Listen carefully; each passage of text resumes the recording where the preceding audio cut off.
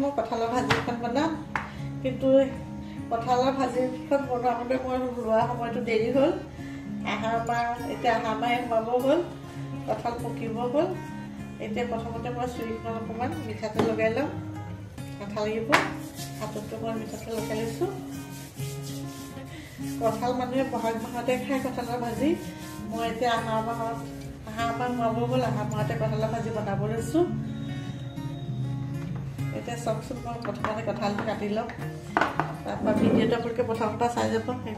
মোৰ এয়া কঁঠাল কাটি হৈ গ'ল, কঁঠালখিনি কাটি ল'লোঁ। এয়া পিঁয়াজ কাটিলোঁ কঁঠাল ভাজি দিবলৈ। এয়া জিৰা লৈছোঁ, এয়া ধনিয়া লৈছোঁ,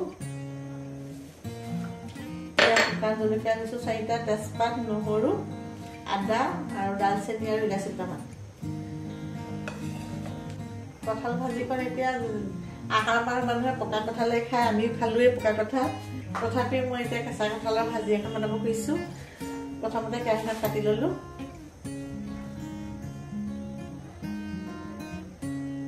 কেৰাহীখনত অলপ তেল দিছোঁ।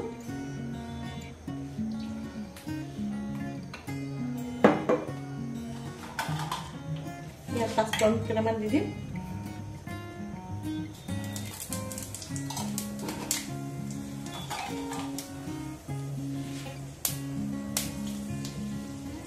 কঁঠালকেইটোকে মই বইল কৰা নাই, কাটি পেলাই ভাজিছোঁ।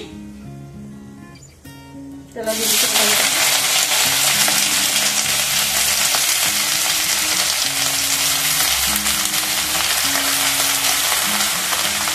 আপোনালোকে আহাৰ মাহত কঁঠাল ভাজি বনাম নকৰিলে ক'ব নোৱাৰোঁ। মই এতিয়া আহাৰ মাহতে বনাইছোঁ বাৰু কঁঠাল ভাজি।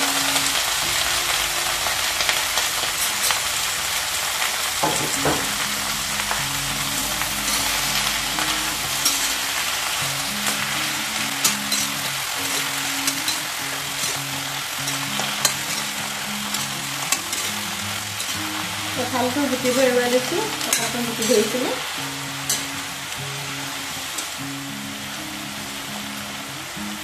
নিমখ অলপমান আন্দাজমতে দি দিছোঁ।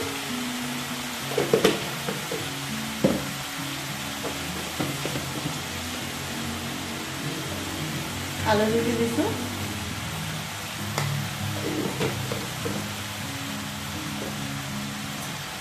এতিয়া ভালদৰে লৰাই দিম।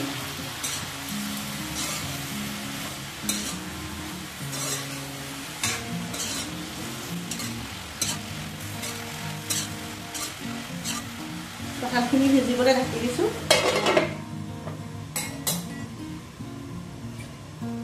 এতিয়া জিৰা আৰু ধনিয়াখিনি গুড়ি কৰি ল'ম, লগতে শুকান জলকীয়াকেইটা।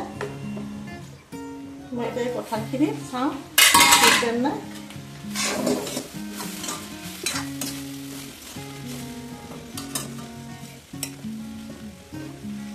সিজিছে অলপমান। এতিয়া মই ধুনীয়াকৈ নমাই থওঁ মাটিটোৰ। এতিয়া মই কেৰাহীখনত তেল দিম। তেল অলপ সৰহকৈ দিব লাগিব।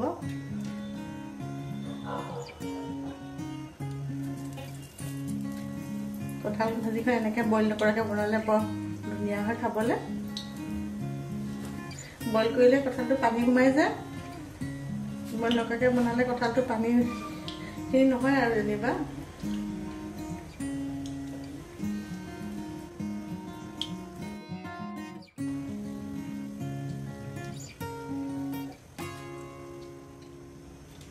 মই এই কাটি থোৱা তেজপাতবিলাক দি দিছোঁ।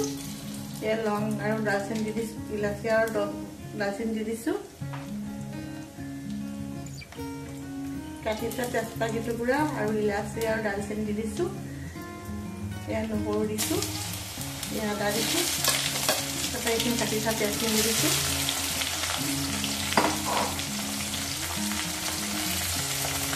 এইখিনি এতিয়া ভালদৰে ভাজিম।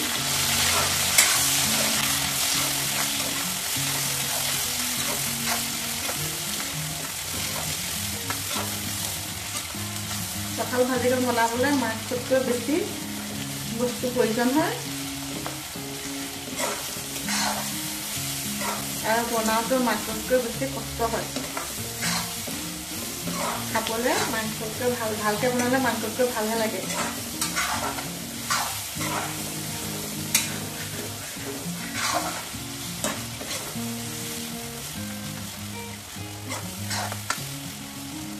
এতিয়া পিঁয়াজখিনি নহৰু পিঁয়াজ আদা এইখিনি ভাল ৰঙাকৈ ভাজিম।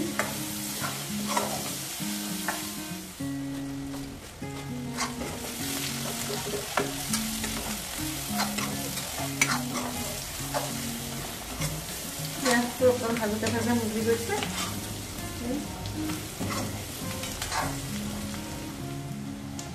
কালাৰ হ'বৰ কাৰণে জলকীয়া গুড়ি অকণমান দি দিছোঁ।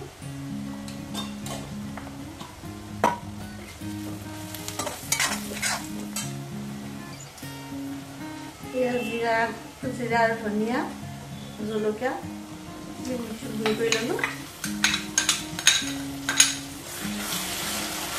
এটা তেলত দি দিছোঁ।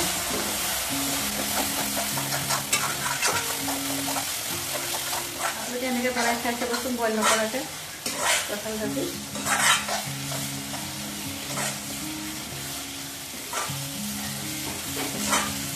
পিঁয়াজ ধুনীয়াকৈ ৰঙা হৈ গৈছে, ভালদৰে ভজা হৈছে, মছলাখিনি ভালদৰে ভজা হৈছে, ধুনীয়া গোন্ধ ওলাইছে। এতিয়া কঁঠালখিনি দিব পৰা হ'ল। এয়া ধুনীয়াকৈ ৰঙা হৈ গৈছে। এতিয়া কঁঠালখিনি দি দিম।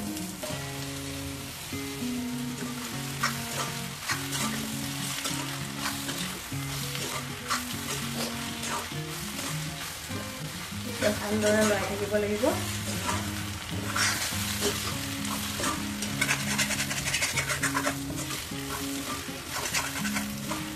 লোহাৰ কেৰাহীত বনাবলৈ ভাল দেখিয়ে বস্তুটো মই লোহাৰ কেৰাহীতে বনাওঁ।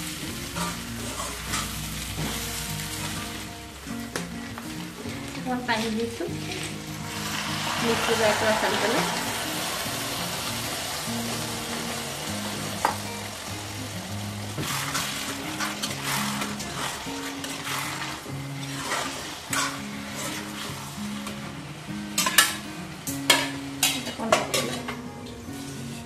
ভাজিখন চাওঁচোন কৰিলে পাই ধুনীয়া হৈছে, ধুনীয়াকৈ সিজি গৈছে, নমাব পৰা হ'ল। মোৰ এই ভাজিখন ধুনীয়াকৈ সিজিছে, নমাব পৰা হ'ল। দেখিবলৈ ধুনীয়া হৈছে।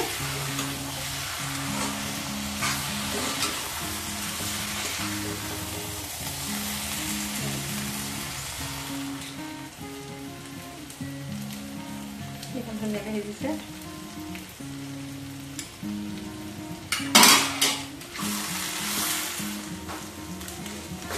মোৰ পতলা ভাজি নমাব পৰা হৈ গ'ল, নমাই দিছোঁ। গেছটো ইমান ধুনীয়া হৈছে, ধুনীয়া হৈছে কঁঠালৰ ভাজিখন দেখিবলৈ। এয়া কঁঠালৰ ভাজি খাব পৰা হৈ গ'ল।